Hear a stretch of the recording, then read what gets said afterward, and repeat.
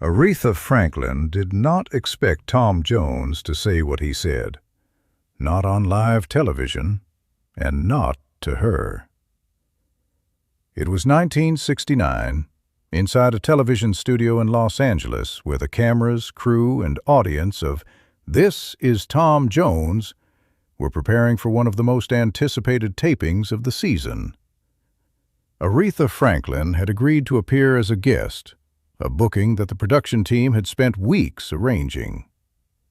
Everyone involved understood what her presence meant. She was not simply another singer on the schedule. She was, by 1969, one of the most respected voices in American music. An artist whose name alone could lend a show a kind of credibility that no amount of set design or orchestration could buy. For Tom, her appearance carried a different weight entirely, one that had little to do with ratings or bookings, and everything to do with the way he had grown up listening to voices like hers, half a world away, in a small house in Wales, long before anyone in America knew his name. Between takes, with the studio lights dimmed and the crew resetting cameras for the next segment, Tom walked over to where Aretha was seated, away from the noise, taking a moment before her own performance. What he said to her in that brief pause, quiet, almost private, meant for her ears more than for any microphone, would end up being remembered by everyone who happened to be close enough to hear it. Not because it was shocking, not because it was inappropriate, but because of what it revealed, and because of how the room reacted once it understood what had just happened. By the time This Is Tom Jones went into production in 1969, the show had already become one of the most watched variety programs on American television.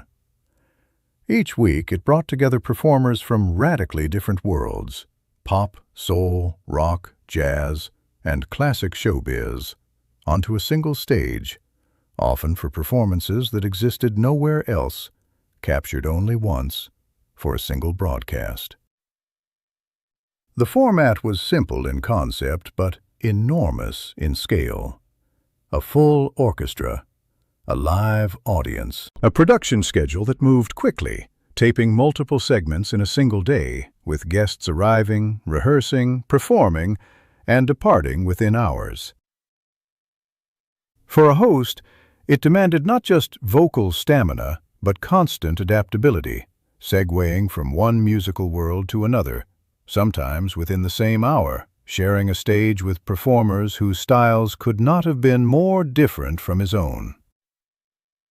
Aretha Franklin's booking had been treated, from the start, as something special. She had spent the late 1960s redefining what soul music could sound like on a mainstream stage, turning songs into statements, and her presence on any program automatically raised its stakes. The production team knew this, the musicians knew this, and Tom, more than anyone, understood exactly what her presence meant, not just for the show, but for him personally. At that point in his career, Tom Jones occupied an unusual position. He had become one of the most recognizable entertainers in the world, his name attached to hit records, sold-out engagements, and now a television program that bore his own name. But underneath the suits, the lighting, and the orchestration, Tom remained, in many ways, the same person who had grown up in Pontypridd, in a working-class Welsh household, where music had not been a career path so much as a lifeline, something heard on records, on the radio, in the voices of American singers whose names felt impossibly distant. Soul music, in particular, had shaped him in ways that went beyond simple admiration. The phrasing, the control, the way certain singers could turn a single held note into something that felt like an entire emotional history. These were the things Tom had studied, almost without realizing it, long before he ever stood in front of a microphone himself. And among those voices, few had affected him as deeply as Aretha Franklin's. Hosting his own television program had given Tom a stage few entertainers of his generation could claim. But it had also placed him, week after week, next to performers whose musical pedigree was, in some cases, longer and deeper than his own. For most of the show's guests, sharing a stage with Tom Jones was an opportunity. For Tom, sharing a stage with certain guests was something closer to an honor, and Aretha Franklin's appearance fell unmistakably into that second category. He had spent the days leading up to the taping more aware of this particular booking than almost any other that season. Crew members later remembered him asking, more than once, about the run-through schedule for her segment, wanting to know exactly when she would arrive, when she would rehearse, when there might be a moment, even a brief one, to speak with her directly. It wasn't nervousness in the way audiences might imagine nervousness from a performer of Tom's stature. He was not worried about singing beside her, or about how their voices might or might not blend in front of millions of viewers. What occupied him was something quieter, and, in its own way, more difficult to explain. The sense that an opportunity like this, a few minutes perhaps in a busy studio between segments, might never come again, and that if he let it pass without saying what he actually wanted to say, he would regret it long after the cameras had been packed away.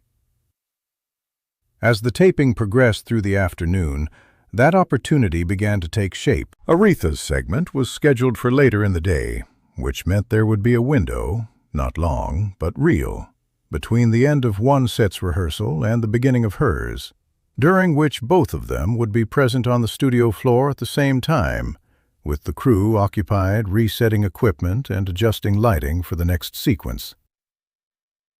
Tom watched the schedule the way a man watches weather before an outdoor event, aware that the window could close at any moment, that a delay in one segment could eliminate the gap entirely, that the chance might simply not happen if enough small things went wrong. As the afternoon wore on and the window remained open, something in Tom's posture changed. Crew members who worked with him regularly noticed it, a kind of focus that had nothing to do with the cameras, and everything to do with what was happening just off to the side of them.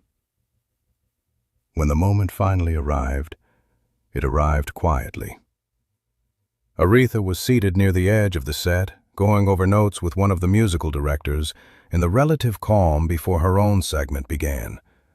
The studio around her was full of motion, technicians repositioning lights, stagehands moving set pieces, the orchestra shuffling sheet music. But in the small space where she sat, there was a pocket of stillness. Tom crossed the floor toward her. He did not bring a camera crew with him, did not signal to anyone that something was about to happen, did not treat the moment as content for the show itself. He simply walked over, the way one performer might approach another between takes, and sat down near her, close enough to speak without raising his voice over the noise of the studio. What he said next was not rehearsed. It had not been written into any script, suggested by any producer, or planned by anyone on the production team. It came from Tom himself, in his own words, delivered quietly enough that only Aretha, and the handful of people seated nearby, could hear it clearly. He told her, simply and directly, what her music had meant to him.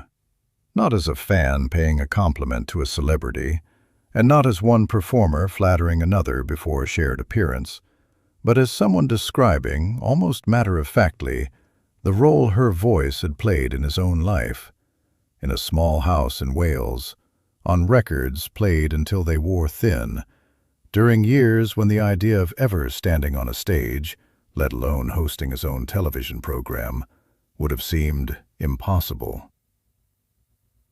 He did not frame it as praise for what she had accomplished in the years since. He framed it as gratitude for something she had given him without knowing it, long before either of them had any reason to imagine they would ever meet.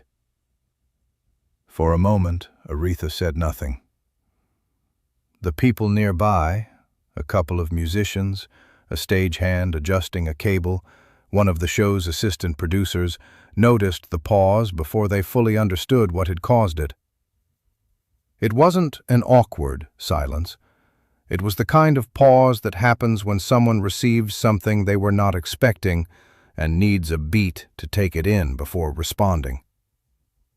Then Aretha looked at him, not with the polite, practiced expression performers often use when receiving compliments on set, but with something more direct, more searching, as if she were reassessing in real time who exactly was sitting across from her. She had spent years being told by countless people what her music meant to them. But there was something in the specificity of what Tom had said, the details, the honesty, the absence of performance in how he said it, that landed differently. She responded quietly, in just a few words. Those nearby remember the tone more than the exact phrasing, warm, measured, and entirely without the kind of guardedness performers often default to in unscripted moments on a busy set. Whatever she said, it was enough to visibly affect Tom. For a man who only minutes earlier had been moving through the studio with the easy confidence of someone hosting his own television program, there was, in that instant, something unmistakably different in his expression, something closer to relief, or perhaps simply to having said a true thing out loud and having it received. The studio, around this small exchange, did not stop. The lights kept moving. The orchestra kept shuffling pages. To anyone watching from across the floor, it would have looked like nothing more than two performers having a brief, friendly conversation before a taping, the kind of moment that happens dozens of times during any television production and is forgotten by everyone except the people directly involved. But for those few people close enough to hear it, something had shifted. One of the musicians later described it simply. The studio, for those few seconds, felt smaller, as if the size of the production, the cameras, the audience seating still being adjusted in the background, had all briefly receded, leaving just two people and a conversation that neither of them had planned to have. When Aretha's segment began later that afternoon, nothing about the performance itself referenced what had happened between them. There was no on-camera acknowledgement, no shared glance built into the staging, nothing that would have told a television audience that anything had occurred at all. The show moved forward exactly as scheduled, professional and polished, the way it always did. And yet, those who had been present that day remembered the broadcast differently than viewers at home ever could. They watched Aretha's performance knowing what had been said only a short time earlier, and they watched Tom's introduction of her with a kind of attentiveness that had nothing to do with the script. For them, the performance carried an additional layer, not visible to the audience, but unmistakable to anyone who had witnessed the quiet exchange that preceded it. In the years that followed, the moment was rarely discussed publicly. It did not appear in official retrospectives of the show, was not the subject of magazine profiles, and was never positioned as a highlight of the season. It existed mostly in the memories of the small group of people who happened to be standing close enough, on an ordinary afternoon, to hear a few sentences exchanged between takes. For Tom, the significance of the moment had little to do with whether anyone else ever knew about it. What mattered was something more personal, the closing of a kind of distance that had existed for most of his life between the records he had grown up hearing in Wales and the people who had made them. For years, those voices had belonged to a world that felt impossibly far away, accessible only through a turntable in a small house, never through any expectation of an actual meeting, let alone an actual conversation. That afternoon, for a few minutes, that distance disappeared entirely. Not through a performance, not through an introduction delivered to a camera, but through a handful of sentences spoken quietly between two people who understood, in that moment, exactly what had been said and exactly what it meant. What the moment revealed about Tom Jones was something that rarely made it into the version of him presented to television audiences. The showman, the voice, the suits, the easy command of a stage built around his name. Underneath all of that was someone who had never stopped being, in some essential way, the person who had once sat in front of a record player in Pontypridd, absorbing voices that felt larger than the room they were heard in. And what it revealed about Aretha Franklin was something audiences may have sensed without ever being told directly. That for all the acclaim, all the performances, all the recognition that had come to define her public image by 1969, she remained someone capable of being quietly moved by a stranger's honesty in an unscripted moment on an ordinary afternoon in a studio full of noise. Decades later, the broadcast itself remains available to anyone who wants to watch it. Aretha Franklin's performance, Tom's introduction, the polished surface of a television program doing exactly what it was designed to do. None of it shows what happened earlier that day. None of it could. But for the people who were there, the broadcast was never really the moment that mattered. The moment that mattered had already happened, quietly, between takes, while the studio reset around them. Two voices, an ocean and a lifetime apart, finding, for a few minutes, that the distance between them had never been as large as either of them might once have believed.